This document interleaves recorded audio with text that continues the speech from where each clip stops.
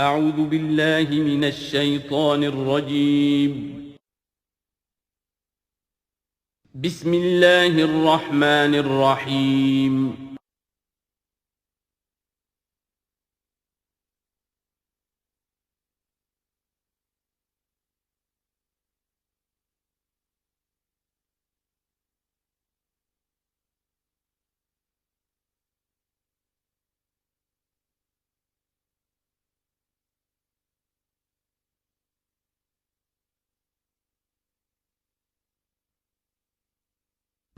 اعوذ باللہ من الشیطان الرجیم بسم اللہ الرحمن الرحیم الم تر ان اللہ یسبح له من فی السماوات والارض والطیر صافات کل قد علم صلاته وتسبیحہ واللہ علیم بما یفعلون صدق اللہ العظیم رب اشرح لی صدری ویسر لی امری واحلل عقدۃ من لسانی یفقہوا قولی۔ سورہ نور کا 5واں رکوع جو ہم پڑھ چکے ہیں اس کے بارے میں یہ بات نوٹ کر لیجئے کہ جس طرح سورہ بقرہ کے پہلے 2 رکوعوں میں 3 قسم کے انسانوں کی تفصیل بیان ہوئی، وہاں وہ بنیادی طور پر ایک دعوت اور تحریک کے رد عمل میں جو لوگ مختلف شکلیں صورت اختیار کرتے ہیں، جو رد عمل مختلف شکلیں اختیار کرتا ہے، اس کے اعتبار سے ایک وہ جو مومنین صادقین ہیں، وہ ہر 6 بعد جب اس دعوت کو قبول کرتے ہیں تو اس کیفیت کے ساتھ کہ اب جو ہو سو ہو۔ ایک وہ لوگ ہیں کہ جو کسی ضد کی وجہ سے، تعصب کی وجہ سے، ہردرمی کی وجہ سے، کسی تکبر کی وجہ سے، حسد کی وجہ سے اس کے انکار پر کمر کس لیتے ہیں، اور وہ لوگ جو ہیں کسی صورت بھی ماننے والے نہیں ہوتے۔ ایک بین کچھ مانتے ہیں، کچھ نہیں مانتے، کچھ چلتے ہیں پھر چھٹک کر کھڑے رہ جاتے ہیں، آسانی ہو تو کوئی 2-4 قدم چل لیے، کوئی مشکل وقت آیا تو پھر اوندھے منہ گر گئے۔ اسی کی ایک تمثیل سورہ حج میں آ چکی ہے، وَمِنَ النَّاسِ مَن يَعْبُدُ اللَّهَ عَلَى حَرْفٍ فَإِنْ أَصَابَهُ خَيْرٌ اطْمَأَنَّ بِهِ وَإِنْ أَصَابَتْهُ فِتْنَةٌ انقلب عَلَى وَجْهِهِ خَسِرَ الدُّنْيَا وَالْآخِرَةَ۔ اسی طرح یہاں اس رکوع میں بھی 3 قسم کے انسانوں کا تذکرہ ہے، لیکن یہ ایک مختلف اعتبار سے ہے۔ ایک وہ لوگ ہیں کہ جن کے دلوں میں حقیقی ایمان پیدا ہوا، ان کی فطرتیں بھی نیک تھیں، صالح تھیں، سلیم تھیں، اور پھر وہ وہی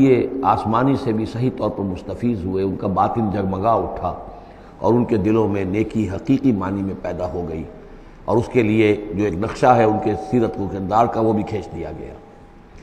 ایک وہ لوگ ہیں کہ جن کے اندر سرے سے دنیا پرستی اور دنیا ہی کی شہوات اور خواہشات اور لذات، اس کے سوا کسی شے کا کوئی گزر ہی نہیں، وہ بالکل اس کے برعکس ہے۔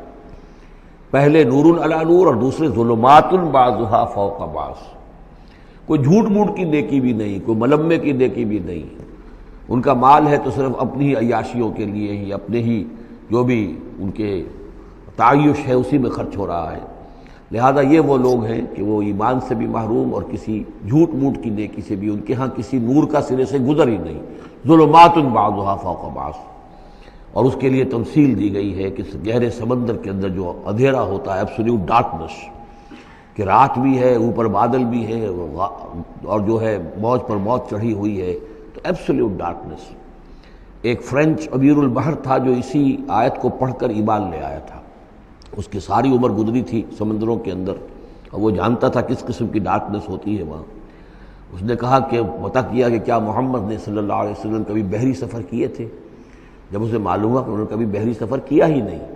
تو اس نے کہا کہ پھر یہ ثابت ہو گیا کہ یہ اللہ کا کلام ہے، ورنہ یہ تشبیہ جو ہے کوئی شخص اس کو وہ تو دے سکتا ہے کہ جس نے بحری سمندر کیے ہوں اور جس سے اندازہ ہو، اور وہ سمندر کے اندر کبھی اس نے غوطے بھی لگائے ہوں، اور وہ ایبسولیوٹ ڈارکنس کا کانسیپٹ۔ بہرحال یہ دوسری انتہا۔ بیچ میں وہ لوگ ہیں، بین ہیں، کچھ نیکیاں بھی کرتے ہیں، حقیقی ایمان سے محروم ہیں، نہ اللہ پر نہ یوم آخر پر ان کا پختہ ایمان نہیں ہے، لیکن یہ کہ اپنے ضمیر کو مطمئن کرنے کے لیے کچھ نہ کچھ، یا دنیا میں کوئی نام کمانے کے لیے یا کوئی اور شہرت حاصل کرنے کے لیے وہ کچھ نیکیاں کرتے ہیں، تو ان کی نیکیوں کی مثال سراب کسی ہے۔ الم تر ان اللہ یسبح له من فی السماوات والارض، کیا تم دیکھتے نہیں ہو کہ اللہ کی تسبیح کرتی ہے وہ سب چیزیں، وہ سب وہ کرتے ہیں، وہ سب جو آسمانوں میں ہے اور جو زمین میں ہے، اور نہ صرف آسمانوں اور زمین میں بلکہ ان دونوں کے مابین جو السماء میں جو ہے وَالطَّيْرُ صَافَّاتٍ، اور یہ جو پرندے ہیں جو اپنے پروں کو پھیلائے ہوئے ہیں یہ بھی اللہ کی تسبیح کر رہے ہیں۔ کُلٌّ قَدْ عَلِمَ صَلَاتَهُ وَتَسْبِيحَهُ، ہر ایک کے علم میں ہے، ہر ایک نے جان لی ہے اپنی نماز، اپنی صلاۃ اور اپنی تسبیح۔ یہ وہی بات ہے جو سورہ بنی اسرائیل میں آ چکی ہے، وَإِن مِّن شَيْءٍ إِلَّا يُسَبِّحُ بِحَمْدِهِ وَلَٰكِن لَّا تَفْقَهُونَ تَسْبِيحَهُمْ، کوئی شے نہیں ہے اس کائنات میں جو اللہ کی تسبیح و تحمید نہ کر رہی ہو، لیکن تمہیں اس کا شعور نہیں ہو سکتا۔ واللہ علیم بما یفعلون، اور جو کچھ وہ کرتے ہیں اللہ کے علم میں ہے۔ وللہ ملک السماوات والارض، اور اللہ ہی کے لیے ہے آسمانوں اور زمین کی بادشاہی۔ وإلی اللہ المصیر، اور اللہ ہی کی طرف لوٹ جانا ہے۔ الم تر ان اللہ یسجی سحابا، کیا تم دیکھتے نہیں ہو کہ اللہ تعالیٰ ہانک کر لاتا ہے بادلوں کو؟ کہاں سے ہوائیں لے کر چل رہی ہیں بادلوں کو؟ کہیں تو بے آف بنگال سے وہ اٹھی ہیں مانسون کی ہوائیں، اور کہاں تک پہنچ جاتی ہیں؟ پاکستان تک۔ ان اللہ یسجی سحابا ثم یؤلف بینہ، پھر ان بادلوں کو آپس میں جوڑ دیتا ہے۔ ثم یجعلہ رکاما، پھر ان کو تہ بر تہ کر دیتا ہے۔ اب یہ تہ بر تہ کا معاملہ جو ہے، دیکھیے ہوائی سفر جس نے کیا ہے اسے اس کا تجربہ ہوتا ہے۔ جب جہاز چڑھتا ہے تب بھی وہ جب بادلوں کے اندر سے گزرتا ہے تو صاف نظر آتا ہے ایک تہ، اس کے بعد پھر خلا ہے، پھر ایک اور تہ، پھر خلا ہے، پھر ایک اور تہ، اترتے ہوئے بھی اسی طریقے سے تہ بر تہ بادل۔ رکامن فتر الودق یخرج من خلالہ، تو تم دیکھتے ہو کہ بارش برستا ہے ان دونوں، ان کے بین سے، ان کے بیچ سے برستی ہے بارش، پانی برستا ہے۔ وَيُنَزِّلُ مِنَ السَّمَاءِ مِن جِبَالٍ فِيهَا مِن بَرَدٍ، اور اللہ تعالیٰ اتارتا ہے آسمان سے وہ پہاڑ بھی کہ جن میں وہ اولے ہوتے ہیں، یعنی یہ کہ اولے جو آ رہے ہیں زمین پر تو معلوم ہوتا ہے کہ جیسے ان کے بھی کوئی پہاڑ ہے آسمانوں کے اندر۔ فَيُصِيبُ بِهِ مَن يَشَاءُ، تو اللہ تعالیٰ یہ اولے برسا دیتا ہے جس پر چاہتا ہے، یعنی جس کی کھیتی برباد اللہ کو کرنی ہوتی ہے کسی سبب سے، اس کی کھیتی کے اوپر یہ اولے جا کے برس جاتے ہیں۔ وَيَصْرِفُهُ عَن مَن يَشَاءُ، اور ان کا رخ پھیر دیتا ہے جس سے چاہتا ہے۔ ایسا بھی ہوتا ہے بعض اوقات کہ بالکل ایک کھیت جو ہے وہ بالکل تباہ و برباد ہو گیا ہے اور برابر کا کھیت بالکل ٹھیک ہے، اس کے اوپر کوئی اولا نہیں گرا۔ یکاد سنا برقہ یذہب بالابصار، اور اس کی جو بجلی کی کوند ہے وہ اس قریب ہے کہ وہ لوگوں کی نگاہوں کو اچک کر لے جائے۔ یقلب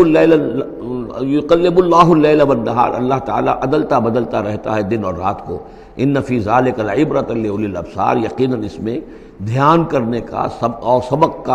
اور سبق سیکھنے کا اور عبرت حاصل کرنے کا مواد ہے ہوش مندوں کے لیے، آنکھ والوں کے لیے، دیکھنے والوں کے لیے۔ واللہ خلق کل دابۃ من ماء، اور اللہ نے بنائی ہے ہر جاندار چیز اس زمین کے اوپر پانی سے۔ فمنہم من یمشی علی بطنہ، اب ان جانداروں میں سے جو زمین میں اللہ نے بنائے ہیں وہ بھی ہے کہ جو اپنے پیٹ کے بل پر چلتے ہیں، یہ ریپٹائلز جن کو ہم کہتے ہیں، ریپٹائلز ہیں جو اپنے پیٹ کے بل پر چل رہے ہیں۔ منہم من یمشی علی رجلین، اور ان میں وہ بھی ہیں کہ جو دو ٹانگوں پر چلتے ہیں۔ اب ہم بھی انہی میں سے ہیں، اور باقی شمپنزی اور گوریلاز بھی ہیں، اور بھی ایسے ہوں گے کہ جو دو ٹانگوں پر چلتے ہوں۔ وَمِنْهُمْ مَنْ يَمْشِي عَلَىٰ أَرْبَعٍ، سب سے زیادہ کثیر تعداد جو ہے وہ زمینی حیوانات کے اندر ان کی ہے کہ جو چار پر چلتے ہیں۔ یخلق اللہ ما یشاء، اللہ تعالیٰ پیدا کرتا جو چاہتا ہے۔ ان اللہ علی کل شیء قدیر، یقیناً اللہ تعالیٰ ہر چیز پر قادر ہے۔ اب کافی عرصے کے بعد منافقین کا تذکرہ قرآن مجید میں ہو رہا ہے، چونکہ یہ ہم نے سورہ یونس سے لے کر اور سورہ مومنون تک جو 14 صورتیں پڑھی ہیں ان میں تو سارا معاملہ تھا مشرکین عرب سے، کفار سے، مشرکین سے، ساری بحث ان سے تھی۔ کہیں کہیں گفتگو کا رخ جو ہے وہ اہل کتاب کی طرف روئے سخن، بغیر انہیں باضابطہ خطاب کیے ہوئے، اور یا پھر تیسرا خطاب حضور سے ہے ذاتی، اور حضور کی وساطت سے اہل ایمان کے ساتھ، اور ابھی وہاں نفاق کا کوئی اس قسم کا موجود نہیں تھا معاملہ کہ منافقین کے ساتھ کوئی رد و قضا ہوتی۔ لیکن یہ تو چونکہ سورت نازل ہو رہی ہے سن 6 ہجری میں، یہ گویا کہ یوں سمجھیے کہ عین مدنی جو دور ہے اس کا عین وسط ہے، بالکل سن 11 میں حضور کا انتقال ہوا ہے، تو سن 6 یوں سمجھیے کہ ان دونوں کے بالکل وسط کے اندر ہے، یہ بالکل درمیانی دور ہے مدنی دور کا۔ یہاں پر اب تذکرہ ہو رہا ہے منافقین کا۔ لقد انزلنا آیات مبینات، ہم نے نازل کی ہیں روشن آیات۔ واللہ یہدی من یشاء الی صراط مستقیم، اور اللہ تعالیٰ ہدایت دیتا ہے جس کو چاہتا ہے سیدھے راستے کی طرف۔ وَيَقُولُونَ آمَنَّا بِاللَّهِ، اور کچھ لوگ وہ بھی ہیں جو کہتے ہیں ہم ایمان لائے اللہ پر، وبالرسول، اور اللہ کے رسول پر، وَأَطَعْنَا، اور ہم نے اطاعت قبول کی۔ ثُمَّ يَتَوَلَّىٰ فَرِيقٌ مِّنْهُمْ، پھر ان میں سے ایک جماعت جو ہے پیٹھ موڑ کر جاتی ہے، من بعد ذالک، اس کے بعد، یعنی اب اس کے بعد یہ سب کچھ کہہ کر قول و قرار کر کے اطاعت کا یہاں دم بھر کر جاتے ہیں، لیکن پھر طرز عمل ان کا کچھ اور ہوتا ہے۔ وما اولئک بالمؤمنین، اور یہ لوگ حقیقی مومن نہیں ہیں۔ وَإِذَا دُعُوا إِلَى اللَّهِ وَرَسُولِهِ لِيَحْكُمَ بَيْنَهُمْ، اور جب انہیں پکارا جاتا ہے، بلایا جاتا ہے کہ آؤ اللہ کی طرف اور رسول کی طرف کہ ان کے مابین فیصلے کرے۔ یہ سورہ نساء میں ہم یہ سارے مضامین بڑی تفصیل سے پڑھ چکے ہیں کہ وہ لوگ چاہتے تھے کہ اپنے مقدمات جو ہیں وہ یہودیوں کی عدالت میں لے جائیں، اس لیے کہ حضور کے ہاں انہیں اندیشہ ہوتا تھا کہ یہاں تو بالکل صحیح فیصلہ ہو جائے گا۔ تو اس طرح کا جو ان کا کردار تھا کہ جب انہیں بلایا جاتا ہے اللہ کے اور اس کے رسول کی طرف کہ آؤ کہ وہ فیصلہ کرے تمہارے مابین، اذا فریق منہم معرضون، تو ان میں سے ایک گروہ اور ایک جماعت ایسی ہے جو اعراض کرتی ہے اور کرنی کترا جاتی ہے۔ وَإِن يَكُن لَهُمُ الْحَقُّ يَأْتُوا إِلَيْهِ مُذْعِنِينَ، اور اگر ان کو معلوم ہو کہ حق ہمارے ساتھ ہے، یعنی ہم حق پر ہیں اس مقدمے میں، تو پھر وہ آتے ہیں بڑا یقین کا اظہار کرتے ہوئے، اذعان کے ساتھ اور یقین کے ساتھ اور اپنے ایمان کا اظہار کرتے ہوئے، کیونکہ انہیں یقین ہے کہ ہمارا کیس سچا ہے اور حضور کی عدالت میں ہم جائیں گے تو ہمارے حق میں فیصلہ ہو جائے گا، تو اب کوئی رکاوٹ نہیں۔ یاتوا الیہ مذعنین، خوب یقین کا اعتماد کا اظہار کرتے ہوئے آتے ہیں۔ افی قلوبہم مرض، کیا ان کے دلوں میں روگ ہے؟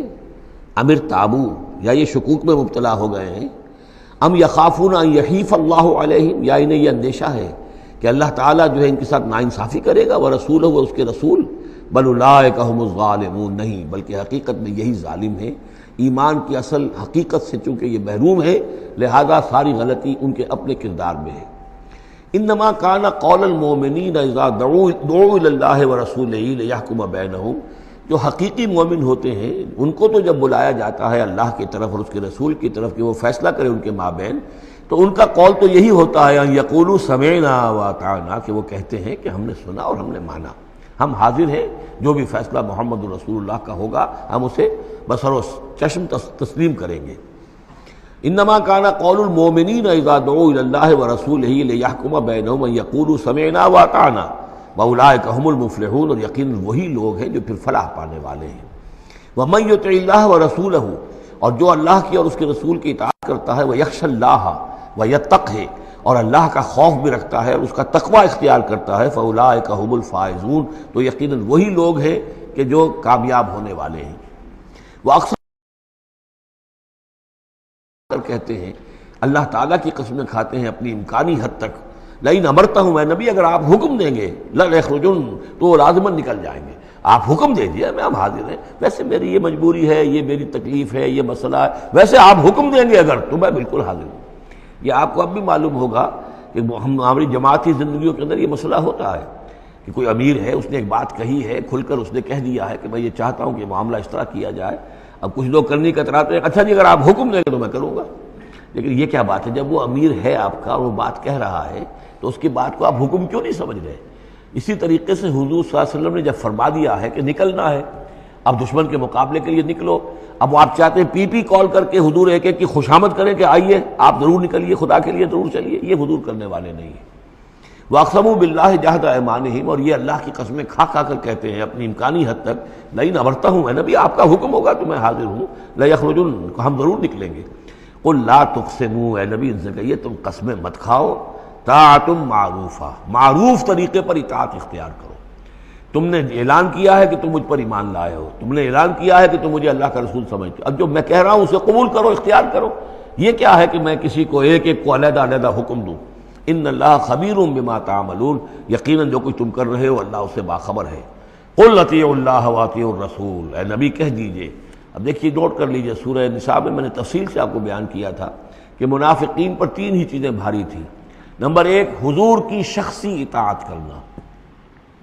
نمبر دو، جہاد اور قتال کے لیے نکلنا، نمبر تین، ہجرت۔ تین ایشوز کے اوپر بڑی تفصیل سے وہاں گفتگو ہو چکی ہے۔ یہاں اطاعت رسول کو جو ہے، جو پہلا مضمون تھا سورہ نساء میں، اسی کو زیادہ موقت کیا جا رہا ہے۔ قل اطیعوا اللہ واطیعوا الرسول، کہیے ان سے اطاعت کرو، اللہ کی اطاعت کرو، اس کے رسول کی صلی اللہ علیہ وسلم۔ فإن تولوا، پھر اگر یہ پیٹھ موڑ لیں، اگر تم منہ پھیرو گے، اگر منہ موڑ لو گے، فإنما علیہ ما حمل، تو سن لو ہمارے نبی پر ذمہ داری ہے اس کام کی جو ہم نے ان پر ڈالا ہے۔ وعلیکم ما حملتم،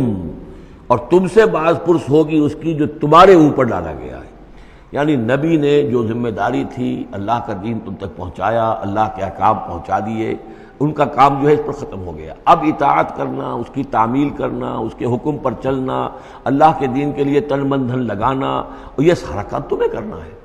تو جو ان کی ذمہ داری ہے وہ ادا کریں گے، اور اللہ کے ہاں ان سے ان کے بارے میں سوال کر لیا جائے گا، اور جو تمہاری ذمہ داری ہے ظاہر بات ہے کہ اس کے جواب بھی تمہیں کرنی ہے۔ اس میں یہ بھی ہوتا ہے بسا اوقات کہ کسی شخص کو یہ گمان ہو جائے، ظاہر بات ہے میں نے آپ کو سنایا تھا کہ ایک شخص نے کہہ دیا تھا حضور سے، اے دل یا محمد،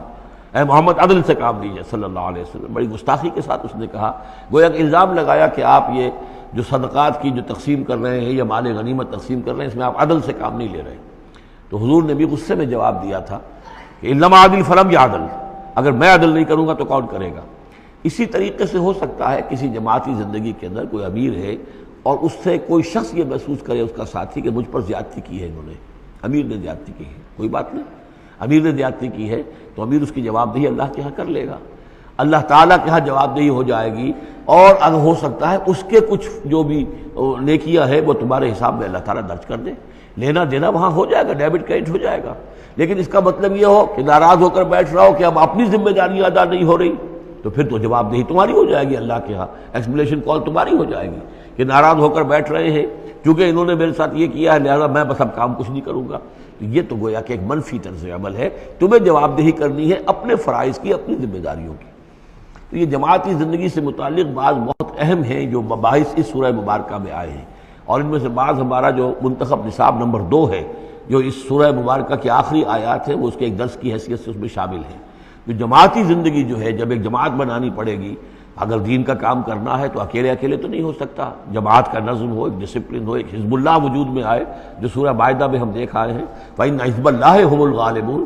غلبہ جو ہے تو وہ حزب اللہ کو اللہ تعالیٰ دیتا ہے، ید اللہ علی الجماعہ، جماعت کے اوپر اللہ کا ہاتھ ہے، جماعت کی کو اللہ کی نصرت اور تائید حاصل ہوتی ہے۔ اس جماعتی زندگی کے بعد ایسے نفسیاتی معاملات ہوتے ہیں، اور اس کے اندر بعض ایسے حساس مسائل ہوتے ہیں کہ جن کے بارے میں بڑی عمدہ رہنمائی دی گئی ہے مختلف مقامات پر،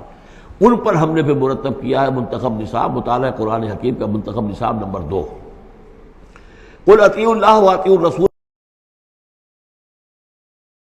ان پر جو ذمہ ہے وہ ان کی اپنی ذمہ داری کا، اور تمہارے اوپر جو بوجھ ہے اور جو تمہاری مسئولیت ہے وہ تمہاری ذمہ داری کی۔ وَإِن تُطِيعُوهُ تَهْتَدُوا، جان لو یہ اللہ کے رسول ہیں، اگر تم ان کی اطاعت پر کاربند رہو گے تبھی تم ہدایت یافتہ ہوگے۔ وَمَا عَلَى الرَّسُولِ إِلَّا الْبَلَاغُ الْمُبِينُ، اور ہمارے رسول پر سوائے صاف صاف پہنچا دینے کے اور کوئی ذمہ داری نہیں ہے۔ اب جو آیت آ رہی ہے یہ بھی طویل آیات میں سے اور عظیم ترین آیات میں سے آیت استخلاف، یہ خلافت کا جو اللہ تعالیٰ نے وعدہ کیا ہے اس امت سے۔ وعد اللہ الذین آمنوا منکم وعملوا الصالحات، اے مسلمانوں اللہ کا وعدہ ہے تم میں سے ان لوگوں کے ساتھ جو ایمان اور عمل صالح کی شرطیں پوری کر دیں گے۔ یہ نام کے مسلمان، نسلی مسلمان، جو اللہ کے حکم پر چلتے بھی نہ ہوں، اللہ کے احکام کے مطابق عمل نہ کرتے ہوں، دین کے لیے تن من دھن لگانے کو تیار نہ ہوں، ان سے یہ وعدہ نہیں ہے۔ وعدہ حقیقی اہل ایمان، جو ایمان حقیقی کی شرط پوری کرے اور ایمان کے جو عملی تقاضے ہیں ان کو بھی بجا لائے۔ وعد اللہ الذین آمنوا منکم وعملوا الصالحات لیستخلفنہم فی الارض، کہ وہ انہیں زمین میں خلافت عطا کرے گا، حکومت عطا کرے گا، غلبہ عطا کرے گا، کما استخلف الذین من قبلہم، جیسے کہ اس نے خلافت عطا کی تھی ان کو جو ان سے پہلے تھے۔ حضرت داؤد کو، حضرت طالوت کو، حضرت سلیمان کو جو خلافت دی گئی، بعد میں بھی مکابی حکومت قائم ہوئی ہے، اس میں بھی خلافت قائم ہوئی، تو یہ خلافت جیسے پہلے ہم نے دی تھی سابقہ امت مسلمہ کو، ایسے ہی اے امت محمد صلی اللہ علیہ وسلم تمہیں بھی خلافت دی جائے گی، بشرطے کہ ایمان اور عمل صالح کی یہ 2 شرطیں تم پوری کرو۔ اب یہ خلافت جو ہے اس کو 3 انداز میں یہاں بیان کیا گیا ہے۔ لَيَسْتَخْلِفَنَّهُمْ فِي الْأَرْضِ، انہیں لازماً خلافت دے گا زمین میں، حکومت دے گا، کما استخلف الذین من قبلہم، جیسے کہ خلافت دی تھی اور حکومت دی تھی ان کو کہ جو ان سے پہلے تھے۔ وَلَيُمَكِّنَنَّ لَهُمْ دِينَهُمُ الَّذِي ارْتَضَىٰ لَهُمْ، اور ان کے اس دین کو زمین میں غلبہ عطا کرے گا، قوت عطا کرے گا، تمکن عطا کرے گا جو اللہ نے ان کے لیے پسند کر لیا ہے۔ ظاہر بات ہے مسلمانوں کی خلافت ہے تو اس کے معنی کیا ہے؟ اللہ کے دین کا غلبہ ہے، وہ تو بات تو ایک ہی ہے، اللہ کا دین غالب، اس کے کیا معنی ہے؟ مسلمانوں کی خلافت۔ تو چیز ایک ہی ہے، لیکن یہاں 3 الفاظ لا کر اس کی اہمیت کو نمایاں کیا جا رہا ہے 3 اعتبارات سے۔ وَلَا يُمَكِّنَنَّ لَهُمْ دِينَهُمُ الَّذِي ارْتَضَىٰ لَهُمْ، اب یہاں دیکھیے وہی لام مفتوح شروع میں فعل مضارع سے، اور اس کے بعد یہ نون مشدد، یہ سارے وعدے نہایت تاکیدی وعدے ہیں۔ لَيَسْتَخْلِفَنَّهُمْ فِي الْأَرْضِ كَمَا اسْتَخْلَفَ الَّذِينَ مِن قَبْلِهِمْ وَلَيُمَكِّنَنَّ لَهُمْ دِينَهُمُ الَّذِي ارْتَضَىٰ لَهُمْ، واللہ نے دین کون سا ہے جو پسند کر لیا ہے؟ الْيَوْمَ أَكْمَلْتُ لَكُمْ دِينَكُمْ وَأَتْمَمْتُ عَلَيْكُمْ نِعْمَتِي وَرَضِيتُ لَكُمُ الْإِسْلَامَ دِينًا، یہ آیت ہم پڑھ چکے ہیں سورہ مائدہ میں۔ اور تیسری بات وَلَيُبَدِّلَنَّهُم مِّن بَعْدِ خَوْفِهِمْ أَمْنًا، اللہ تعالیٰ ان کے خوف کی کیفیت جو ہے اس کو بدل دے گا امن کی کیفیت سے۔ ظاہر بات ہے جب تک کہ مسلمان کمزور تھے ان کے لیے خوف تھا، ابھی ادھر سے حملے کا اندیشہ ہے، ابھی ادھر سے حملے کا اندیشہ ہے، اب فلاں قبیلے کی طرف سے خبر آئی ہے کہ وہ فوجی تیاری کر رہا ہے، فوج کشی کرے گا، وہ خوف کی ایک کیفیت تھی جو ہر وقت طاری رہی ہے۔ ایمرجنسی کی کیفیت جو ہے مدینہ منورہ میں یوں سمجھیے کہ پورے 5 برس ایمرجنسی رہی ہے، ہر وقت ہر آن اندیشہ ہوتا تھا، خبریں آ رہی ہیں اب ادھر سے کوئی قبیلہ حملہ کرنے والا ہے، اب یہ مکے میں کوئی ان کی ملاقاتیں ہوئی ہیں، کوئی سازش ہوئی ہے، ابھی کوئی خط چلا گیا ابو عامر راہب کا کوئی مشن ہے، یہ ساری خبریں آتی تھیں۔ لیکن یہ کہ اب اس کے بعد وہ وقت آ جائے گا کہ ان کا جو خوف کی کیفیت ہے بدل جائے گی امن سے۔ یعبدوننی لا یشرکون بی شیئا، میں یہاں اس کو سمجھتا ہوں مستقبل سے متعلق، جب ایسا ہو جائے گا تو پھر وہ میری بندگی کریں گے کہ اس میں کسی شے کی شرک جو ہے گوارا نہیں کریں گے۔ جب تک اللہ کی حکومت نہیں ہے تو ظاہر بات ہے کچھ نہ کچھ شرک تو ہو ہی رہا ہے۔ اب ہم یہاں رہ رہے ہیں، پاکستان میں رہ رہے ہیں، اللہ کا دین تو قائم نہیں ہے، قانون کس کا ہے؟ اللہ کا تو نہیں ہے، تو گویا کہ ہم قومی اعتبار سے، اجتماعی اعتبار سے کفر اور شرک میں زندگی بسر کر رہے ہیں۔ ہاں ہمارا اپنا کوئی عقیدہ فرض کیجئے ہے بھی ٹھیک، بالکل مشرکانہ اوہام سے ہم نے اپنے آپ کو پاک کر لیا ہے، اور توحید فی العقیدہ ہماری بالکل صحیح ہے، لیکن سوال یہ کہ ہم اس ملک کے شہری ہیں، اس ملک کا دستور ہے، اس ملک کے اندر جو ہے اللہ کی حکومت اور اللہ کے قانون کی بالادستی نہیں ہے، تو اس کے کیا معنی؟ ہم بھی اس کے شہری ہونے کی حیثیت سے اس میں ملوث ہیں۔ تو یہ ہے کہ یہ توحید کامل اس وقت ہوگی جب یکون الدین کلہ للہ، جب دین کل کا کل اللہ کے لیے ہو جائے گا۔ عملاً توحید کی تکمیل اس وقت ہوگی۔ یعبدوننی، میری بندگی کریں گے، لا یشرکون بی شیئا، اور میرے ساتھ کسی شے کو شریک نہیں کریں گے۔ ومن کفر بعد ذلک فاولئک هم الفاسقون، اور جو اس کے بعد بھی کفر کریں تو پھر وہ تو فاسق ہیں، ناہنجار ہیں، سرکش ہیں۔ اس کے بھی دو معنی ہو سکتے ہیں، جب دین کا غلبہ ہو گیا پھر بھی جو کفر کرے وہ تو معلوم ہوا کہ اس کے اندر خیر سرے سے ہے ہی نہیں۔ ایک یہ ہے کہ باطل کا غلبہ ہے، باطل کے غلبے میں کسی بندہ مومن کے لیے ایمان لانا مشکل ہے، ایمان پر قائم رہنا مشکل ہے، اسلام پر عمل کرنا مشکل ہے۔ لیکن جب دین غالب ہو گیا ہو تو اب تو ظاہر بات ہے کہ اب تو ساری رکاوٹیں دور ہو گئیں۔ اب تو ایک شخص کی کسی کی اپنی فطرت ہی میں کجی آ چکی ہے، کوئی پرورٹڈ نیچر کا شخص ہے تبھی وہ رہے گا کہ جو اسلام سے دور رہے۔ ومن کفر بعد ذلک فاولئک هم الفاسقون، اور میرے نزدیک اس کا ایک مفہوم یہ بھی ہے کہ ہمارے ان 3 پختہ وعدوں کے بعد بھی جو شخص کمر ہمت نہ کس لے اور اس کام کے لیے کھڑا نہ ہو جائے، گویا کہ وہ ہماری بات کا کفر کر رہا ہے، انکار کر رہا ہے، اسے ہمارے ان وعدوں پر یقین نہیں ہے۔ ومن کفر بعد ذلک فاولئک هم الفاسقون، تو وہ تو گویا کہ فاسق ہیں اور سرکش ہیں اور ناہنجار ہیں۔ اس آیت کو ذہن میں رکھیے، اور اس حدیث کو آج میں چاہتا ہوں کہ اس کا متن بھی آپ کو سنا دوں کہ اس کی خبر دی ہے محمد رسول اللہ صلی اللہ علیہ وسلم نے۔ تاریخی اعتبار سے تو یہ نوٹ کر لیجئے، یہ سن 6 ہی کے اندر، ابتدائی میں سن 6 کے یہ آیت نازل ہوئی۔ سن 6 ہی میں صلح حدیبیہ ہو گئی، انا فتحنا لک فتحا مبینا، گویا کہ اس آیت کا جو مصداق ہے وہ ظاہر ہونا شروع ہو گیا۔ سن 7 میں غزوہ خیبر ہوا، اللہ نے بہت بڑا مال غنیمت مسلمانوں کو دیا۔ سن 8 میں مکہ فتح ہو گیا۔ سن 9 میں موپنگ اپ آپریشن ہو گیا، اعلان کر دیا گیا حج کے اندر کہ آئندہ سے یہاں کوئی مشرک نہیں آئے گا، اور اب تمہارے لیے اتنی مہلت ہے، کوئی معاہدہ قائم نہیں رہے گا، جو معاہدے ہیں میعادی ان کی میعاد ختم ہوتے ہی معاہدہ ختم، اور جن کی میعاد کوئی نہیں تھی ان کے لیے ہم 4 مہینے کی میعاد مقرر کر رہے ہیں کہ اس کے بعد کوئی معاہدہ کسی مشرک سے نہیں ہے، جب یہ مدت ختم ہو جائے گی قتل عام شروع ہو جائے گا۔ تو یہ تو اللہ تعالیٰ کی طرف سے جزیرہ نماء عرب کے اندر دین کی تکمیل ہو گئی، خلافت قائم ہو گئی، اللہ کی حکومت قائم ہو گئی۔ جیسے حضرت داؤد خلیفہ تھے، یہاں حضرت محمد خلیفہ ہیں صلی اللہ علیہ وسلم، اس لیے کہ حاکم اب کون ہے؟ حضرت محمد صلی اللہ علیہ وسلم۔ اپنی زندگی میں تو حاکمیت جو بھی ہے آپ کے پاس ہے۔ اس کے بعد خلافت راشدہ میں پھر یہ خلافت کہاں سے کہاں پہنچی وہ آپ کو معلوم ہے، لیکن پھر ریورسل شروع ہو گیا۔ لیکن وہ حدیث میں آپ کو سنا رہا ہوں، حضرت نعمان ابن بشیر سے مروی ہے رضی اللہ تعالی عنہ، اور مسند احمد ابن حنبل میں یہ روایت ہے کہ حضور نے یہ فرمایا صلی اللہ علیہ وسلم تکون النبوۃ فیکم ما شاء اللہ ان تکون، مسلمانوں تمہارے مابین نبوت موجود رہے گی جب تک اللہ چاہے گا کہ رہے، یعنی میں موجود رہوں گا بنفس نفیس تمہارے مابین جب تک اللہ چاہے گا۔ ثم یرفع اللہ اذا شاء یرفعها، پھر اللہ تعالیٰ اس کو اٹھا لے گا جب چاہے گا، نبوت کو اٹھا لے گا، یعنی میرا انتقال ہو جائے گا تو ایک دور جو ہے وہ ختم ہو جائے گا۔ فرمایا ثم تکون خلافۃ علی منہاج النبوہ، پھر خلافت ہوگی نبوت کے نقش قدم پر، نبوت ہی کے طریقے پر، ٹھیک وہی نظام جو محمد عربی صلی اللہ علیہ وسلم نے قائم کیا تھا، بین ہی ایک بال کے فرق کے بغیر وہ نظام جو کا تو قائم رہے گا، خلافت علی منہاج النبوہ۔ فتکون ما شاء اللہ وان تکون، یہ بھی رہے گا جب تک اللہ چاہے گا یہ دور۔ ثم یرفع اللہ اذا شاء یرفع، پھر اس دور کو بھی اللہ اٹھا لے گا جب اللہ چاہے گا۔ ثم تکون ملکا عاضا، پھر ملوکیت کا دور آئے گا، اور وہ کاٹ کھانے والی ملوکیت ہوگی، کاٹ کھانے والی ملوکیت، ظالم ملوکیت، اور یہ بھی رہے گا جب تک اللہ چاہے گا، پھر اللہ اس کو بھی اٹھا لے گا۔ پھر چوتھا دور آئے گا ثم تکون ملکا جبریا، پھر غلامی کی ملوکیت ہوگی، یعنی یہ دور جو ہمارا گزرا ہے کولونیل دور، پہلے یہ کہ ملوک تھے، بادشاہ تھے، چاہے وہ بنو عباس میں تھے یا بنو امیہ میں سے تھے، یا یہ کہ ترک تھے، مسلمان تو تھے، کلمہ گو تو تھے، ان میں کوئی کوئی نہ اچھا بھی ہوتا تھا، بہت اچھے لوگ بھی تھے، برے لوگ بھی تھے، لیکن مسلمان تو تھے، کلمہ گو تو تھے۔ لیکن چوتھا دور آیا کہ کہیں ہم انگریزوں کے غلام ہو گئے، کہیں ہم ولندیزیوں کے غلام ہو گئے، کہیں ہم فرانسیسیوں کے غلام ہو گئے، کولونیل پاورز۔ تو ہماری تو ملکہ معظمہ جو ہے ملکہ وکٹوریہ تھی، 1857 سے تو ہم ان کی رعایا بن گئے تھے، اس سے پہلے تو جو بھی تھی بہرحال ایسٹ انڈیا کمپنی جو تھی، لیکن یہ کہ بعد میں تو ہم براہ راست تاج برطانیہ کے غلام تھے۔ یہ چوتھا دور ہے جو تقریباً یوں سمجھیے کہ ابھی نصف میں پہنچا ہے، اس اعتبار سے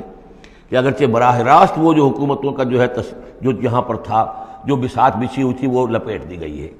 لیکن ابھی مالیاتی اعتبار سے ریموٹ کنٹرول سے وہی قوتیں ہیں کہ جو آج بھی کنٹرول کر رہی ہیں ہمیں،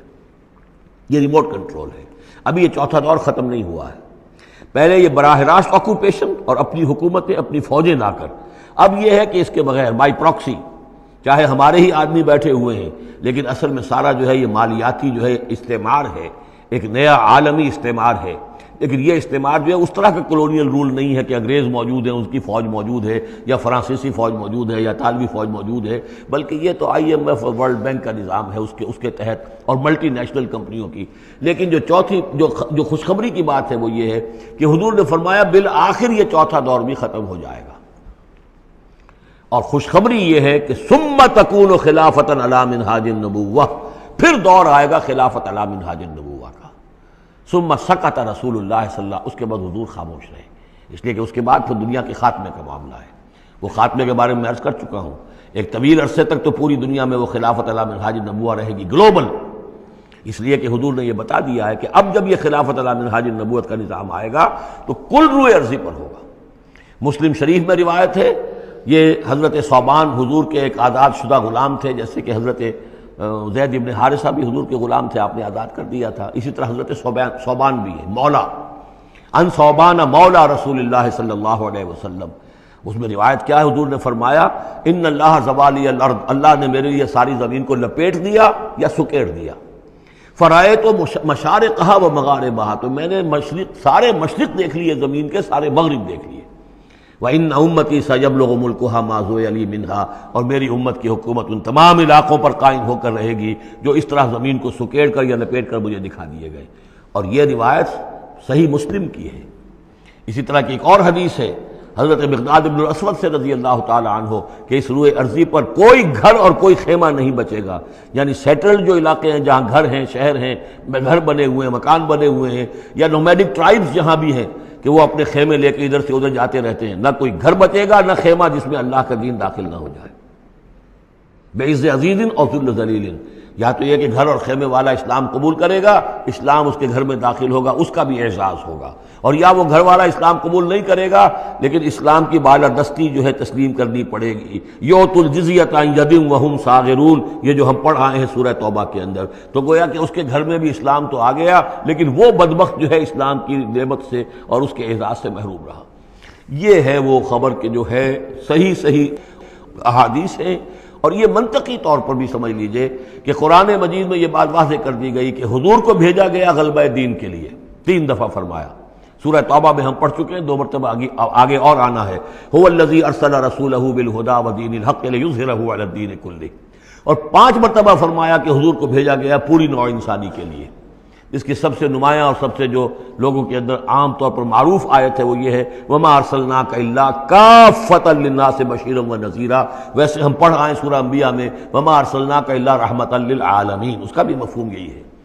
تمام جہان والوں کے لیے ہم نے بھیجا ہے آپ کو رحمت بنا کر، اور ہم نے نہیں بھیجا ہے محمد آپ کو مگر پوری دنیا کے لیے، پوری نوع انسانی کے لیے بشیر اور نذیر بنا کر۔ ان دونوں کو جوڑیں تو اس کا منطقی نتیجہ بھی یہ ہے کہ حضور کی بعثت کا مقصد مکمل ہوگا ہی اس وقت جبکہ کل عالم انسانیت پر دین حق غالب ہو جائے، اور یہ ہو کر لینا ہے۔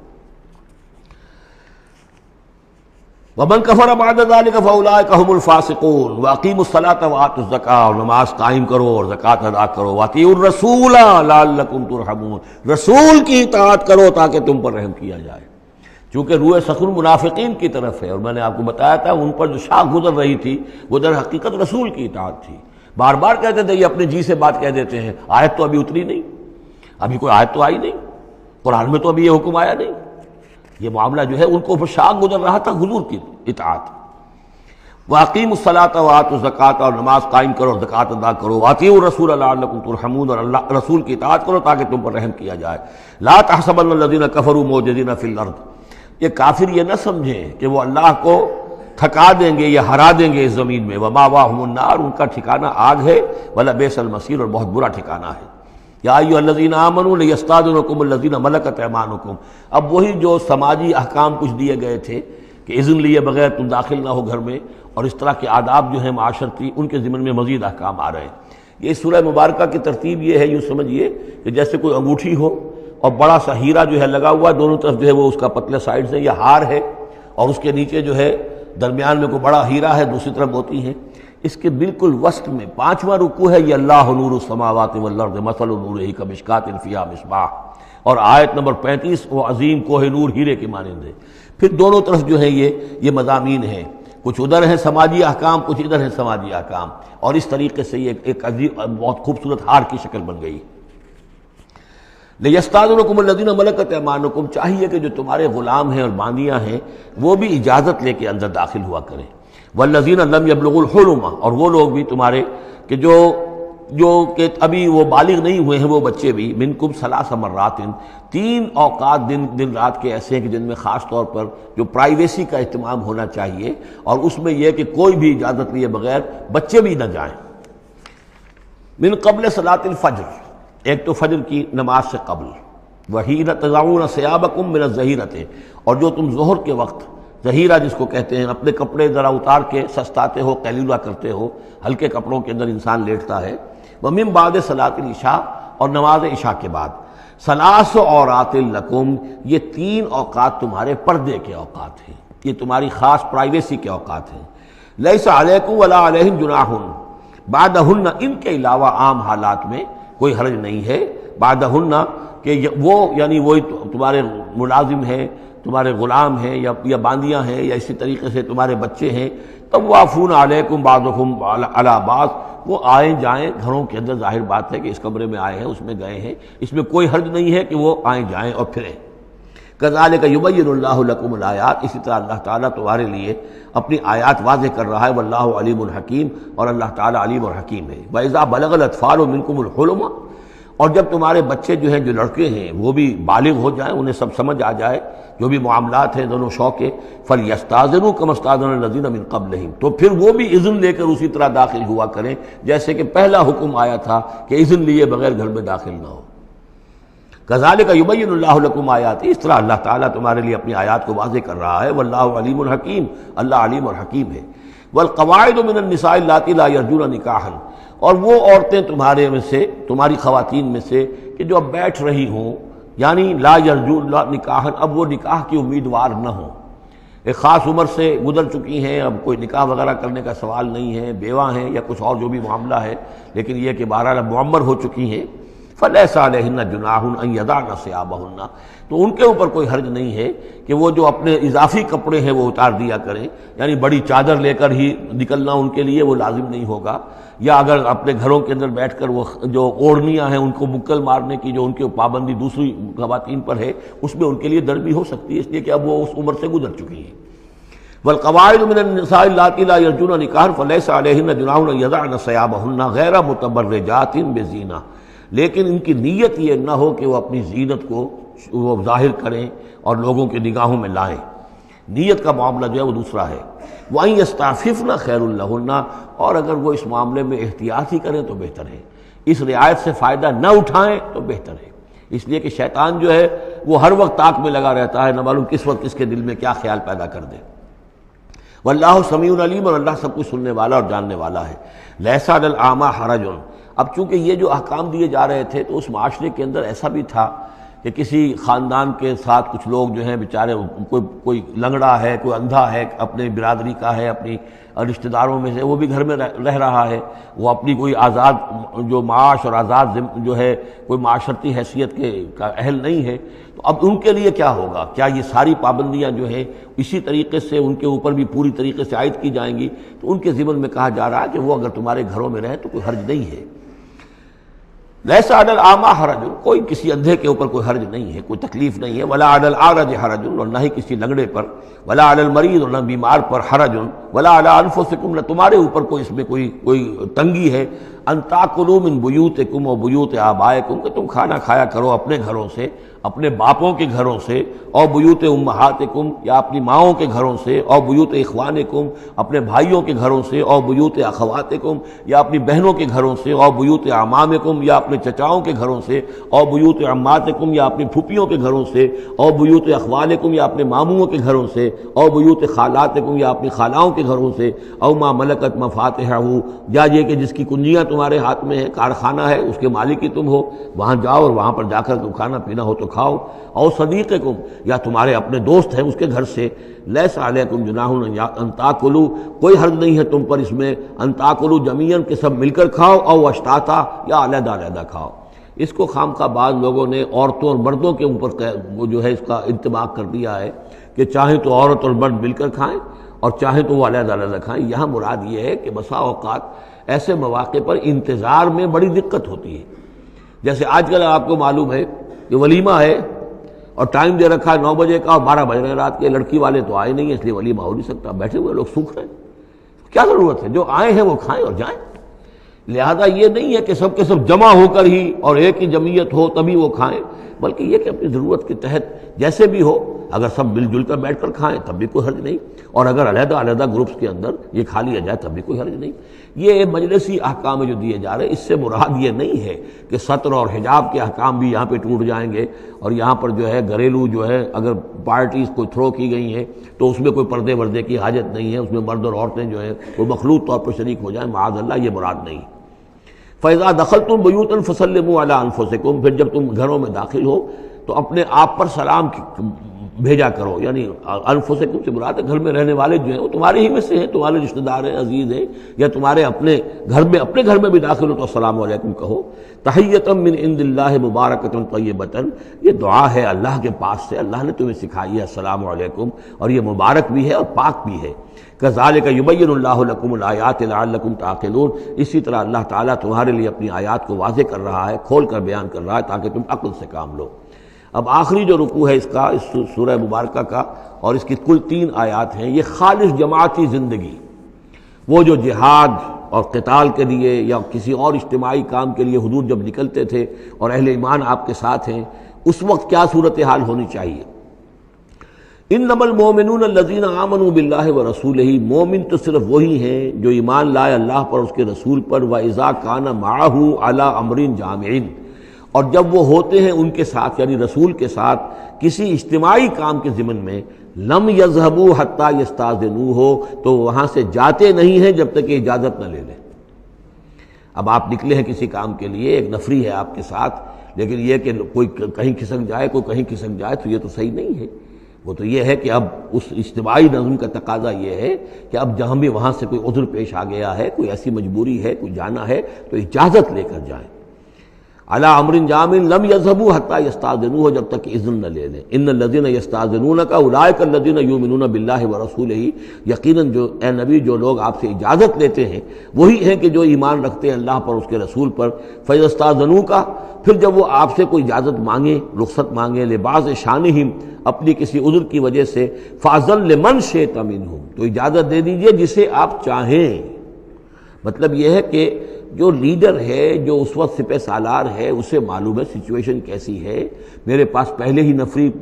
میرے پاس کوئی اضافی نفری ہے جس میں سے میں کسی کو ریلیو کر سکتا ہوں، یا پہلے ہی میرے پاس کم نفری ہے، اس میں کسی اور کی کمی جو ہے وہ اور زیادہ خطرناک ہو جائے گی نتائج کے اعتبار سے. لہذا یہ نہیں ہے کہ صاحب میں نے اجازت طلب کی تو مجھے اجازت ملنی چاہیے. یہ نہیں، اجازت کیا ہوئی پھر؟ یہ تو وہی ہے جو تھانے داروں کسی معافی مانگتی ہے. اچھا میں نے تو کچھ نہیں کیا، لیکن اگر آپ سمجھتے ہیں کہ میں نے کچھ کیا تو میں معافی مانگتا ہوں. یہ تو در حقیقت الٹی دھونس ہے کہ آپ بڑے کمینے آدمی ہیں، میں نے تو کچھ کیا نہیں تھا، پھر بھی آپ سمجھ رہے ہیں کہ میں نے کچھ کیا ہے، تو میں اتنا اونچا ہوں کہ پھر میں معافی مانگتا ہوں. یہ در حقیقت وہ انداز نہیں. اجازت تو طلب کرنی ہے تو یہ ہے کہ اجازت لے کر اجازت ملے، اور یہ اختیار جو ہے پھر اے نبی آپ کو ہے کہ آپ چاہیں تو اجازت دیں. فاذن لمن شئت منہم واستغفر لہم اللہ، اور اس پر بھی ان کے لیے استغفار کیجئے اللہ سے، کیونکہ انہوں نے ظاہر بات ہے اپنے کسی ذاتی کام کو زیادہ اہمیت دی ہے اس اجتماعی کام سے. یہ اجتماعی کام نبی کا ذاتی نہیں ہے، یہ دین کا کام ہے، اللہ کے دین کا کام ہے. دین کو غالب کرنا فرض منصبی اللہ کی طرف سے ہے ان پر،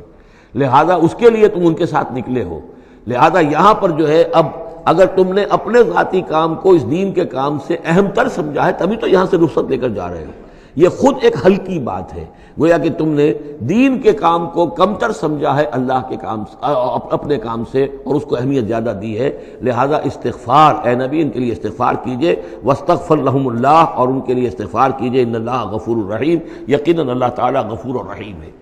ایک بات البتہ نوٹ کر لیجئے کہ یہ مضمون جب سورہ توبہ میں آیا ہے تو اس سے اگلا قدم ہے. یہ چونکہ ہے سن 6، وہ ہے سن 9، 3 سال میں فرق کیا واقع ہوا. ابھی تو فرمایا گیا ہے کہ جو اجازت لے کر جاتا ہے نبی وہ وہی ہے کہ جو واقعی ایمان رکھتا ہے، لیکن وہاں فرمایا گیا جو ایمان رکھتے ہیں وہ اجازت لیتے ہی نہیں. وہ جو موقع تھا وہ تھا نفیر عام کا موقع، وہ موقع تھا نہایت ہی سمجھیے ایمرجنسی کا موقع. اس موقع پر اجازت طلب کرنا ہی در حقیقت اس بات کی علامت تھی کہ یہ منافق ہے. لہذا وہاں روکا گیا. آپ نے کیوں اجازت دے دی؟ عفا اللہ عنک لما اذنت لہم، کیوں آپ نے اجازت دے دی؟ آپ کی اجازت آپ نہ دیتے تب بھی انہوں نے جانا نہیں تھا، تو ان کا جو نفاق کا پردہ چاک تو ہو جاتا نا، ان کی حقیقت تو کھل جاتی. تو یہ وقت کے حوالے سے ہے، اور اس کو درجہ بندی بھی کہہ سکتے ہیں. ایک وہ لوگ ہیں جو اس دین کے کام کے لیے اس درجے ہمتن اپنے آپ کو پیش کر چکے ہیں کہ دنیا کے کسی بھی کام کو اس سے اہم تر نہیں سمجھتے. وہ کیسے اجازت طلب کریں گے؟ اس سے نچلا درجہ ہے کہ وہ لوگ ہیں جو دین کے اس کام میں لگے ہوئے ہیں، لیکن کم سے کم نظم کی اتنی پابندی تو کرتے ہیں کہ اگر کہیں انہیں ضرورت پیش آ گئی جانا ہے تو اجازت لے کر جائیں. اس سے نیچے وہ لوگ ہیں جو اجازت کے بغیر ہی کھسک گئے تو معلوم ہے ان کا تو سرے سے اس کام سے سرے سے کوئی تعلق ہے ہی نہیں. تو درجہ بندی ہے، سیڑھیاں ہیں. اوپر کی سیڑھی کے اعتبار سے درمیانی سیڑھی نیچے ہے، لیکن نیچے والی سیڑھی کے اعتبار سے درمیانی اونچی ہے. تو یہ ریلیٹیو معاملہ جو ہے رہے گا کہ ایک وہ لوگ ہیں جو سرے سے اس کا بھی خیال نہیں کرتے کہ اجازت لیں. اجتماع ہے، کوئی اس کی معذرت بھی نہیں کی ہے، نہ بعد میں کی ہے، نہ پہلے کہا ہے کہ میں نہیں آ سکتا. معلوم ہوا کہ انہیں کچھ طرح سے احساس ہی نہیں ہے کہ ہم کسی نظم کے پابند ہیں اور ہماری کوئی ذمہ داری ہے. اس سے بہتر کم سے کم وہ لوگ ہیں کہ جو اپنا عذر پیش کر دیتے ہیں، اجازت لے لیتے ہیں. لیکن اس سے بھی بہتر اونچا درجہ ہے کہ دنیا کے کسی بھی کام کو دین کے اس کام سے اہم تر مت سمجھو. اللہ تعالیٰ تمہارے کام سنوارے گا، اللہ تعالیٰ تمہاری ذمہ داری قبول کر لے گا. تم اللہ کے کام کے لیے نکلو. لا تجعلوا دعاء الرسول بینکم کدعاء بعضکم بعضا. تم یہ رسول کا بلانا اپنے مابین ایسے نہ سمجھ لو جیسے تمہارا آپس میں ایک دوسرے کو بلانا ہوتا ہے. بلانا یہ بھی ہے، آپ نے کسی کو دعوت دی، میرے گھر آئیے کھانا کھائیے، رسول نے دعوت دی، کیا یہ برابر ہو جائے گا معاملہ؟ لیکن ایک بلانا یہ ہے کہ رسول پکار رہا ہے تمہیں کہ آؤ اللہ کی راہ میں چلو میرے ساتھ. ایک یہ کہ کوئی عام آدمی آپ کو کہہ رہا بھائی میرا ایک کام ہے، ذرا میرے اس کام کے لیے تھوڑی دیر کے لیے آ جائیے، مجھے چاہیے، مدد چاہیے. تو زمین و آسمان کا فرق ہو گیا. اور تیسرے معنی اس کی یہ بھی ہے کہ دعا سے مراد یہ کہ مخاطب ہونے کا انداز، تم جس طرح ایک دوسرے سے بات کر لیا کرتے ہو ایسے رسول کے ساتھ بات نہ کر لیا کرو، ان کے مقام کو، ان کے ادب کو۔ یہ سورہ حجرات میں جا کر تفصیل سے یہ بات آئے گی، لا ترفعوا اصواتکم فوق صوت النبی ولا تجہروا له بالقول کجہر بعضکم لبعض ان تحبط اعمالکم۔ تو یہ تینوں مفہوم اس کے ہیں۔ قد یعلم اللہ الذین یتسللون منکم لواذا، اللہ کو خوب معلوم ہے تم میں سے وہ لوگ جو اوٹ لے کر کھسک جاتے ہیں، یعنی کہیں نکلے تو ہیں، درج ہو گیا کہ یہ بھی جانے والوں میں ہے، کہیں دیکھا کہ کوئی دیکھ نہیں رہا کھسک گئے، یا اجتماع ہے بیٹھے ہوئے ہیں وہیں پر اب بات آئی ہے کہ اب ایک مہم درپیش ہے، اب انہیں سمجھ میں آ گیا کہ اب نام مانگے جائیں گے، کون لوگ اس کے لیے اپنے آپ کو والنٹیئر کرتے ہیں، تو اس سے پہلے کہ وہ مرحلہ آئے وہ وہاں سے کھسک جائیں۔ یتسللون منکم، جو سٹک جاتے ہیں، کھسک جاتے ہیں آنکھ بچا کر لواذا، فلیحذر الذین یخالفون عن امرہ، تو انہیں ڈرنا چاہیے کہ جو رسول کے معاملے میں، رسول کے بات کی مخالفت کرتے ہیں، ان تصیبہم فتنۃ، کہ ان پر کوئی عذاب اللہ کی طرف سے آ جائے، کوئی پکڑ آ جائے، کوئی بہت بڑی آزمائش آ جائے، اور یصیبہم عذاب علیم، یا ان کے اوپر کوئی بہت بڑا دردناک عذاب آ جائے۔ الا ان للہ ما فی السماوات والارض، آگاہ ہو جاؤ، یقیناً اللہ ہی کے لیے ہے جو بھی کچھ ہے تمام آسمانوں میں اور جو بھی کچھ ہے زمین میں۔ قد یعلم ما انتم علیہ، اللہ خوب جانتا ہے کہ تم کس مقام پر کھڑے ہو، تمہاری حیثیت کیا ہے، حقیقت کیا ہے، ایمان کتنا ہے، کتنے پانی میں ہو، تمہارے اعمال کیسے ہیں، ما انتم علیہ، جس حال میں تم ہو اللہ خوب جانتا ہے۔ ویوم یرجعون الیہ، اور جس دن کہ وہ لوٹائے جائیں گے اللہ کی طرف، فینبئہم بما عملوا، تو اللہ تعالیٰ ان کو جتلا دے گا جو کچھ کے عمل انہوں نے کیے ہوں گے۔ واللہ بکل شیء علیم، اور اللہ ہر چیز کا علم رکھنے والا ہے۔ یہاں تیسرا گروپ جو ہے مکی اور مدنی صورتوں کا وہ ختم ہو گیا۔ مکی صورتیں 14، مدنی صرف 1، سورہ نور۔ اب یہ چوتھا گروپ شروع ہو رہا ہے، اور اس میں 8 صورتیں جو ہیں وہ مکی آئیں گی، جن میں سے 4 الف لام میم سے شروع ہوں گی، سورہ عنکبوت اور سورہ روم، سورہ لقمان، سورہ سجدہ، اور 4 جو ہیں یہ مختلف، ایک تو بغیر کسی حروف مقطعات کی ہے، یہ سورۃ الفرقان یہ پہلی ہے، اور پھر 3 جو ہیں ان کے اندر مختلف جو ہیں آئیں گے حروف مقطعات۔ یہاں سے وہ گروپ اب شروع ہو رہے ہیں کہ جن کا مرکزی مضمون توحید ہے، اس لیے کہ اگرچہ ویسے یہ چوتھا گروپ شروع ہو رہا ہے، لیکن چونکہ مکی صورتوں کا تو یہ تیسرا ہی گروپ ہے۔ مکی پہلی صورت، پہلے گروپ کے اندر صرف سورہ فاتحہ ہے، وہ ویسے بھی مکی مدنی کی تقسیم سے بلند تر ہے، تو گویا کہ 2 جو پہلے گروپ آئے، جن میں سے پہلے میں صرف 2 مکی صورتیں تھیں، الانعام، الاعراف، دوسرے میں یہ 14 سورہ یونس سے لے کر مومنون تک، بلکہ ہاں مکی صورتیں۔ اب یہ تیسرا گروپ ہے سورۃ الفرقان سے لے کر اور سورہ سجدہ تک، یہ 8 صورتیں ہیں۔ اس کے بعد مدنی صورت آئے گی سورہ احزاب، اور سورہ احزاب مانوی اعتبار سے جوڑا ہے سورہ نور کا۔ بسم اللہ الرحمن الرحیم، تبارک الذی نزل الفرقان علی عبدہ لیکون للعالمین نذیرا، بڑی بابرکت ہے وہ ہستی جس نے کہ الفرقان نازل فرمایا اپنے بندے پر۔ یہ تیسری صورت ہے کہ جس کے مطلع میں پہلی آیت میں حضور کا جو تذکرہ ہے وہ عبد کی نسبت سے ہے۔ سورہ بنی اسرائیل، سبحان الذی اسریٰ بعبدہ لیلا من المسجد الحرام الی المسجد الاقصی۔ سورہ کہف، الحمدللہ الذی انزل علی عبدہ الکتاب،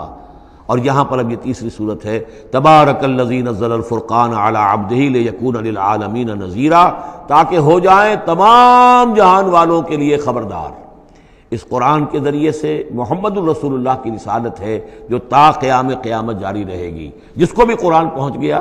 حضور کا انذار پہنچ گیا، وہ آیت یاد کر لیجئے سورہ انعام میں آئی تھی، قل اوحی الی ھذا القرآن لانذرکم بہ ومن بلغ، جس کو بھی قرآن پہنچ جائے، اب آگے پہنچانا امت کا کام ہے۔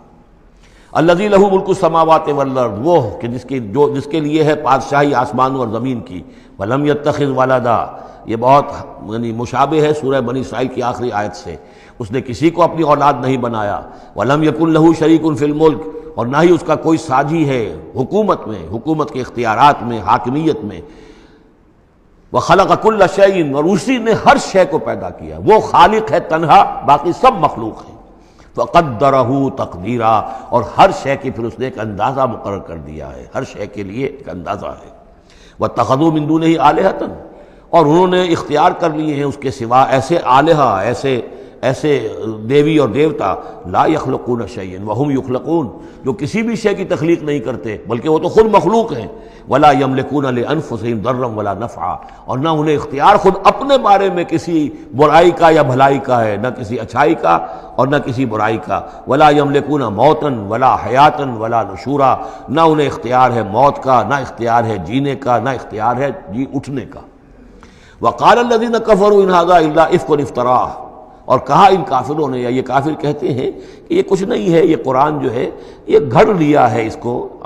اس محمد نے صلی اللہ علیہ وسلم، ان ھذا نہیں ہے یہ الا افک افتراہ ہو، بلکہ ایک افک ہے، گھڑی ہوئی شے ہے جس کو کہ گھڑ لیا ہے اس نے، وعانہ علیہ قوم آخرون، اور اس میں مدد کی ہے اس کی کچھ اور لوگوں نے۔ یعنی محمد کو یہ ساری معلومات تو نہیں ہو سکتی تھی، لیکن یہ کہ کچھ اور لوگ ہیں، کوئی نہ کوئی اس نے بنا رکھا ہے، کوئی پینل ہے کہ جو ان کو یہ ساری مدد دے رہا ہے اس تصنیف کے اندر اس کتاب کی۔ قومن آخرون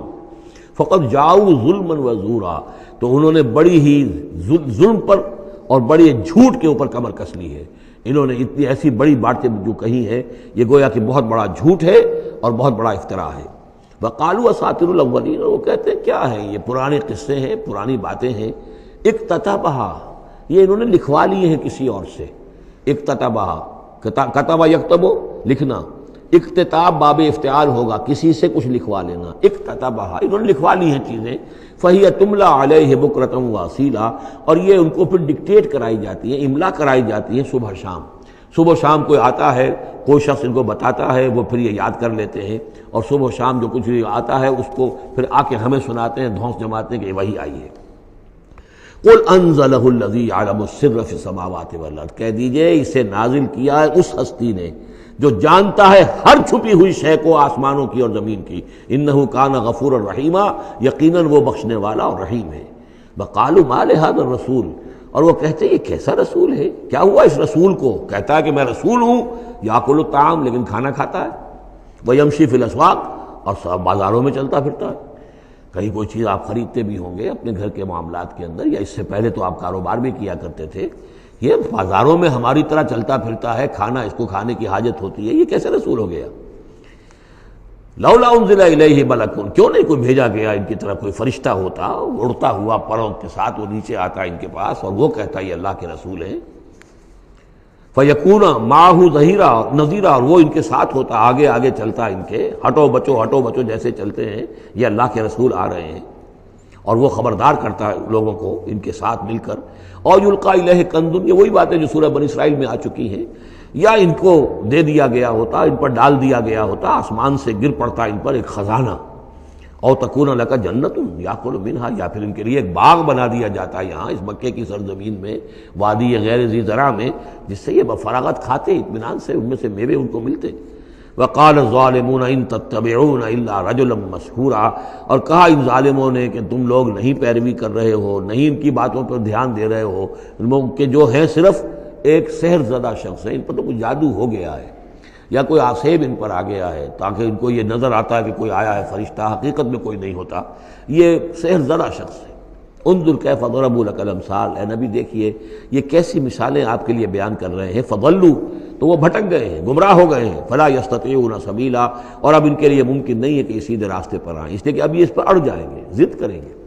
یہ میں آپ کو بتا چکا ہوں، یہ جو دو گروپ اب آ رہے ہیں جو ہم پڑھ رہے ہیں، جن میں سے یہ پہلا گروپ ہے جس کی پہلی صورت ہے، یہ درمیانی 4 سالوں کی صورتیں ہیں، 12 برس ہیں مکی دور کے۔ پہلے 4 سال کی صورتیں بالعموم وہ ہیں جو سورہ قاف سے آگے ہیں، 2 گروپ ہیں وہ آخر میں، منزل 1 ہے، سورہ قاف سے آگے منزل 1 ہے، گروپ 2 ہیں مکی مدنی صورتوں کے، وہ ہیں جو ابتدائی 4 سال کے ہیں۔ یہ 2 ہیں کہ جو درمیانی 4 سالوں کے، جو ہم پڑھ چکے ہیں 16 صورتیں، 2 انعام و اعراف اور 14 سورہ یونس سے لے کر مومنون تک، یہ ہے آخری 4 سالوں کی، تو یہ درمیانی 4 سال ہے۔ تبارک الذی ان شاء جعل لک خیرا من ذلک، بڑی بابرکت ہے وہ ہستی ہے نبی، اگر وہ چاہے تو جو چیزیں یہ کہہ رہے ہیں اس سے کہیں زیادہ بہتر چیزیں آپ کے لیے ابھی فراہم کر دی جائیں۔ یہ تو بڑا زور لگا لگا کر کچھ چیزیں کہہ رہے ہیں، ہم ان سے کہیں زیادہ بہتر چیزیں آنے واحد میں آپ کے لیے پیدا کر سکتے ہیں۔ تبارک الذی ان شاء جعل لک خیرا من ذلک جنات تجری من تحتها الانہار، ایسے باغات، ایک باغ نہیں، باغات کے سلسلے پیدا کر دیں جن کے نیچے نہریں بہتی ہوں گی، ویجعل لک قصورا، اور آپ کے لیے ایک نہیں کئی قصر، کئی محل ہم تعبیر فرما دیں۔ لیکن یہ کہ بل کذبوا بالساعۃ، اصل میں یہ انکاری ہے آخرت کے، یہ انکاری ہے قیامت کے، یہ انکاری ہے بعث بعد الموت کے۔ وَأَعْتَدْنَا لِمَنْ كَذَّبَ بِالسَّاعَةِ سَعِيرًا، اور جنہوں نے قیامت کا انکار کیا ہے، بعث بعد الموت کا انکار کیا، ان کے لیے ہم نے ایک جہنم کا، آگ کا عذاب تیار کر رکھا ہے۔ اذا رأتهم من مکان بعید، جب وہ جہنم دیکھے گی ان کو کہ یہ میرے شکار آ رہے ہیں، اب یہ آ رہے ہیں کہ جن کو میرے اندر جھونکا جائے گا، دور سے وہ دیکھے گی کہ آ رہے ہیں، سمعوا لها تغیظا وزفیرا، تو وہ سنیں گے اس کی آواز کہ جیسے بھوکا شیر داڑ رہا ہو، جھجلائے گی اور چلائے گی کہ جلد از جلد انہیں میرے اندر جھونک دیا جائے۔ وَإِذَا أُلْقُوا مِنْهَا مَكَانًا ضَيِّقًا، اور جب وہ پھینک دیے جائیں گے اس میں ایک بڑے تنگ مکان میں، تنگ جگہ میں، مقرنین، اور وہ زنجیروں میں جکڑے ہوئے ہوں گے، دعوا هُنَالِكَ ثُبُورًا، اس وقت پھر وہ موت کی دعا کریں گے، ہائے موت آ جائے کسی طرح، ہم نسیہ منسیہ کر دیے جائیں، ہمارا یہ زندگی کا سلسلہ جو ہے شعور ختم ہو جائے۔ لَا تَدْعُوا الْيَوْمَ ثُبُورًا وَاحِدًا، تب کہا جائے گا اب آج ایک موت نہ مانگو، وَادْعُوا ثُبُورًا كَثِيرًا، بہت سی موتیں مانگو، اب موت آئے گی نہیں، مانگتے رہو موت، لیکن یہ ہے کہ اب تمہاری یہ زندگی جو ہے تاکہ تمہیں یہ جلن مسلسل رہے، یہ عذاب جو ہے اس کی تخفیف میں، اس کے اندر کوئی شدت میں تخفیف نہ ہو، لہذا موت آ کے تمہیں چھٹکارا نہیں دلائے گی۔ قل اذالک خیر ام جنت الخلد التی وعد المتقون، کہیے کہ کیا یہ انجام بہتر ہے یا وہ باغ، وہ جنت، رہنے کی جنت جو جس کا وعدہ کیا گیا ہے متقی بندوں سے، کانت لہم جزاء و مسیرا، اور وہ ان کے لیے ہوگی بدلہ اور ان کے لوٹ جانے کی جگہ۔ لہم فیہا ما یشاؤون خالدین، ان لوگوں کے لیے وہاں ہر وہ شے ہوگی جو وہ چاہیں گے اور اس میں رہیں گے ہمیشہ ہمیشہ۔ کان علی ربک وعدا مسئولا، اور یہ تو وعدہ ہے تیرے رب کا جس کے لیے وہ ذمہ دار ہے۔ اب یاد کیجئے وہ دعا جو سورہ آل عمران کے آخر میں آئی تھی، ربنا وآتنا ما وعدتنا علی رسلک ولا تخزنا یوم القیامہ، پروردگار جو تو نے وعدے اپنے رسولوں کے ذریعے سے ہم سے کیے تھے ان کو پورا فرما۔ اللہ تعالیٰ اپنے وعدوں سے پھرے گا نہیں، اللہ تعالیٰ ان وعدوں کو پورا کرے گا، اور وہ اس کو سمجھتا ہے کہ یہ میری ذمہ داری ہے کہ میں اپنے وعدے پورے کروں۔ وَيَوْمَ يَحْشُرُهُمْ، اور جس دن کہ وہ ان سب کو جمع کرے گا، وَمَا يَعْبُدُونَ مِن دُونِ اللَّهِ، اور جن کو یہ پوجتے تھے اللہ کے سوا، فَيَقُولُ أَأَنْتُمْ أَضْلَلْتُمْ عِبَادِي هَؤُلَاءِ، وہ جمع کر لیں گے ان فرشتوں کو بھی جن کو نام کے اوپر بت بنا لیے گئے، یا اولیاء اللہ کی ارواح آ جائیں گی، یا انبیاء ہوں گے، حضرت عیسیٰ ہوں گے، یا اور بھی جس کو بھی یہ جس کے ساتھ یہ گستاخی اور ظلم کیا گیا ہو، اللہ ان سب کو جمع کرے گا اور پوچھے گا أَأَنْتُمْ أَضْلَلْتُمْ عِبَادِي هَؤُلَاءِ، کیا آپ لوگوں نے میرے ان بندوں کو گمراہ کیا تھا؟ ام ہم ضلوا السبیل، یا وہ خود ہی گمراہ ہو گئے تھے، سیدھے راستے سے بھٹک گئے تھے۔ قالوا سبحانک ما کان ینبغی لنا ان نتخذ من دونک من اولیاء، وہ کہیں گے اللہ تو پاک ہے اس سے، اور یہ تو ہمارے لیے تو یہ سرے سے ممکن ہی نہیں، ہمارے لیے یہ کسی طرح روا ہی نہیں تھا کہ ہم تیرے سوا کسی کو اپنے ولی بنا لیں، ہم نے ان لوگوں کو ولی قرار نہیں بنایا۔ ولیکن متعتہم وآباءہم، یعنی یہ کہ جیسے ولایت باہمی ہے، اللہ اہل ایمان کا ولی اور مومن اللہ کے ولی، اللہ ولی الذین آمنوا یخرجہم من الظلمات الی النور، اور اللہ الا ان اولیاء اللہ لا خوف علیہم ولا هم یحزنون، تو یہی رشتہ ہونا چاہیے تھا ان معبودوں کے ساتھ اگر وہ برحق ہوتے، کہ وہ اس کے ولی ہوتے اور وہ ان کے ولی ہوتے، لیکن فرمایا کہ یہ ہو ہی نہیں سکتا کہ ہم ان سے کوئی رشتہ استوار کرتے۔ ما کان لنا ما کان ینبغی لنا ان نتخذ من دونک من اولیاء ولکن متعتہم وآباءہم، لیکن اے اللہ آپ نے ان کو سامان دیا، ساز و سامان انہیں اور ان کے آباء و اجداد کو، اور ان کو فراوانی دی، دولت دی، حیثیت دی، حتیٰ نسوا ذکر، یہاں تک کہ وہ ذکر کو بھول گئے، یاد دہانی کو بھول گئے، تو ہدایت کو بھول گئے جو ان کو دی گئی تھی۔